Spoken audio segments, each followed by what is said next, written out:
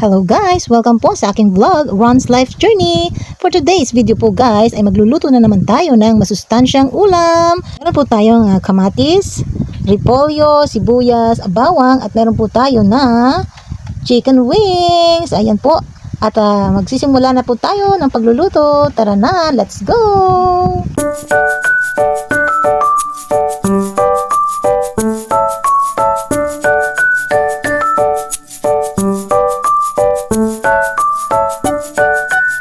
Hello guys, tara magisa-gisa na po tayo guys. Ready na po ang ating lulutuin for today's video. Ayan, meron din po tayo na chicken wings guys. Ayan, tara magisa na po tayo. Let's go! Ayan, gisa-gisa na po tayo guys. Gisa-gisa. Mag-start na po tayo. Ilagay na po natin ang sibuyas. Ilagay po natin yung bawang guys. Ayan. Tapos, igisa-gisa natin yan guys. Igisa-gisa. Ayan. Masyado na napusong yung ating ayan guys.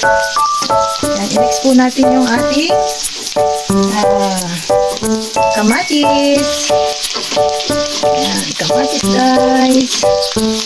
Mas maraming kamatis, mas masarap guys. Ayan. Ang sarap nito guys. Ayan. Hininaan ko po yung apoy. Kasi sobrang init po. Ayan. Ang gagawin po natin guys, habang nagigisa po tayo, lagyan na po natin ng salt and pepper guys. Yung ating ginigisa na gulay guys. Ayan. Para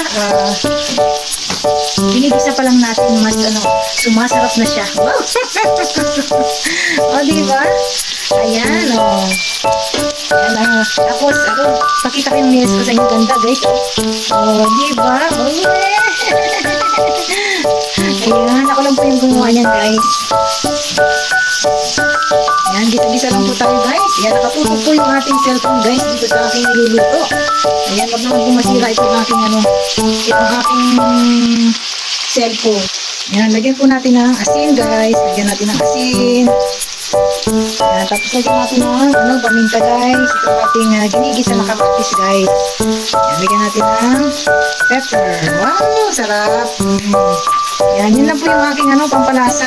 Hindi po ako masyadong maglalagay ng kung ano-ano guys. Ayan. Diba? Tapos sila isusunod ko po yung chicken guys. Isusunod ko po yung chicken. Ayan, at ito na po yung chicken guys. Ilagay na po natin dito. Ayan, ilagay na po natin ang ating chicken.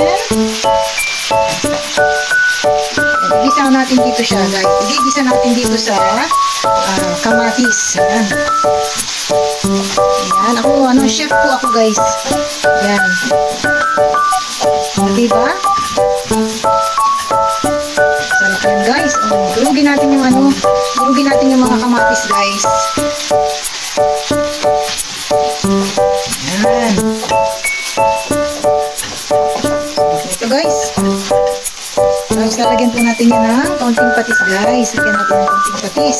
Ganun lang po, kasimple ang buhay guys. Hindi po tayo masyadong maglalagay ng kung ano-ano mga flavoring guys. Yan, tapos lalagyan po natin yan ng cabbage. Pag makulo, lalagyan po, may sabaw po ito guys. Ginisang chicken with cabbage. Diba? Masarap po ito guys, sobrang sarap. Ayan, yung iba po, minsan ang ginagawa ko, pina-fry ko muna itong chicken para lumabas po yung natural oil niya guys. Pero okay na po yan guys. Ayoko na po ng masyadong mamantika guys. Ayan, tapos lagyan po natin siya ng ng sabaw guys. Tapos pakuluan natin ha. Ayan. Ayan, lagyan na po tayo. Mag-a-add na po tayo ng water guys. Siguro mga 3 cups. Ayan. Ayan, 2. Siguro 2.5 guys, 2.5. Ayan, tapos takpan po natin guys. Takpan natin at pakuluan guys. Then, next po natin yung repolyo. Ayan, takpan po natin. At pakuluan guys. Ayan. Ayan, at ilagay na po natin ang ating repolyo guys. Ilagay na natin ang ating repolyo. Ayan. Lagay na natin guys. Ayan. Yan, mas maraming repolyo, mas masarap guys. Maraming repolyo ilagay natin para mas healthy guys. Ayan, lagay natin madaming repolyo. Tapos, takpan ulit natin guys. Ayan. Mahilig po ako sa repolyo guys. Kayo ba guys? Ayan, takpan natin ha. Yan, takpan lang natin guys hanggang sa maluto yung repolyo. Ayan, at luto na po ang ating wow! Sarap! Ayan guys, luto na ang ating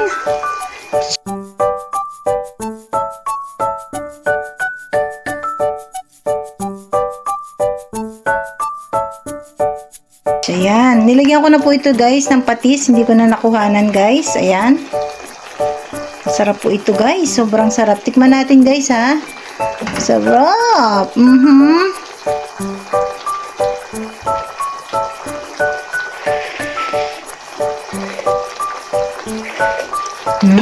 Sarap. Yummy.